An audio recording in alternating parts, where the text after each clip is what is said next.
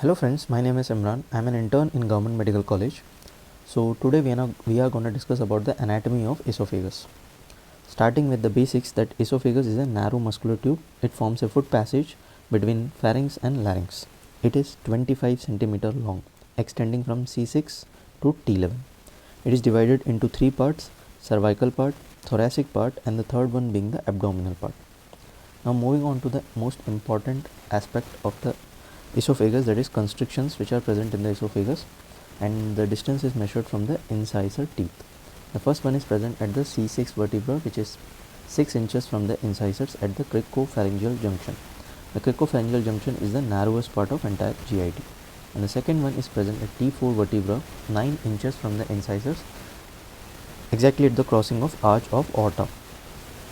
And the third one is present at T6 vertebra, which is 11 inches from the incisors at the crossing of left bronchus. And the fourth one and the last one is present in the T10 vertebra, 15 inches, exactly where the esophagus opens into the diaphragm and enters the abdomen. Surgically, we only consider the constrictions present at 6, 9 and 15 inches. Now moving on to the arterial supply of the esophagus. As we already know, there are three parts. The first part, the cervical part, is supplied by the inferior thyroid artery. As you can see in the images, inferior thyroid artery supplies the cervical part. And the second one, that is the thoracic part, is supplied by the bronchial artery and the esophageal branches of aorta. And the third one, that is the abdominal part, is supplied by the left gastric artery. It is the shortest gastric artery originating from the celiac trunk, as you can see in the image. Now moving on to the venous drainage of the esophagus.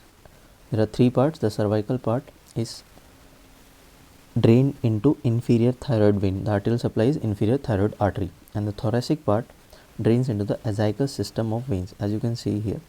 Azygous system of veins, intercostal veins and the bronchial veins.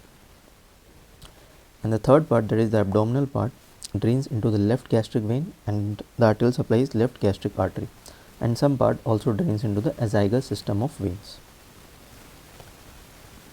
Now moving on to the lymphatic drainage of the esophagus. The cervical part drains into the deep cervical nodes, and the thoracic part drains into the posterior mediastinal nodes, and the abdominal part drains into the left gastric nodes. Now moving on to the last one, that is the nerve supply. It gets supply from both parasympathetic nerves and sympathetic nerves.